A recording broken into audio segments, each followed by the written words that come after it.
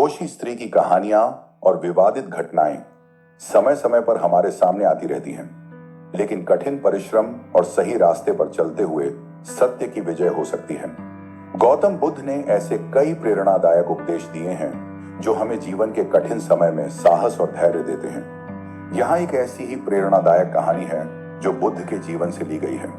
बहुत समय पहले की बात है। गौतम बुद्ध अपने शिष्यों के साथ एक गांव में उपदेश देने गए। गांव के लोगों ने उनका आदर सत्कार किया और उनके उपदेश सुनने के लिए इकट्ठा हुए। उसी गांव में एक गरीब महिला रहती थी जिसका नाम कन्ना था। कन्ना की स्थिति बहुत दयनीय थी। उसके पास खाने के लिए पर्याप्त भोजन नहीं था और उसकी आर्थिक स्थिति बहुत कमजोर थी। कन्ना ने सुना कि बुद्ध गांव में आए हैं और उनके उपदेश सुनने से जीवन में शांति और सुख मिलता है।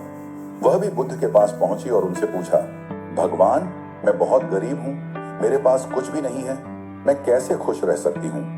गौतम बुद्ध ने मुस्कुराते हुए उत्तर दिया, प्रिय कन्ना, जीवन में सच्चा सुख केवल बाहरी चीजों से नहीं आता।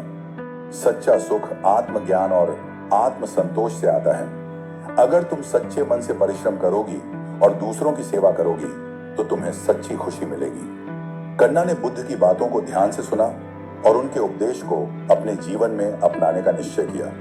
उसने कठिन परिश्रम करना शुरू किया और दूसरों की सेवा में लग गई। उसने गांव में लोगों की मदद की, उनके खेतों में काम किया और जहां भी आवश्यकता होती वहां पहुंचकर मदद की। समय के साथ कन्ना की मेहनत और सेवा भाव ने उसके जीवन को बदल दिया।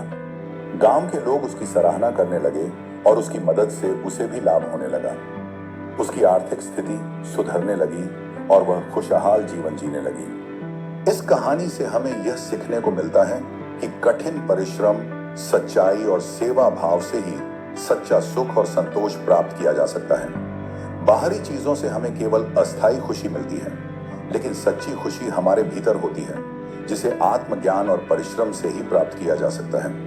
गौतम बुद्ध के उपदेश हमें जीवन के सच्चे मार्ग पर चलने की प्रेरणा देते हैं। उनकी कहानियां हमारे जीवन में प्रेरणा और मार्गदर्शन का स्रोत हैं। इस कहानी से हमें यह समझ में आता है कि सच्चा सुख और शांति हमारे अपने कर्मों और सेवा भाव में छुपा है।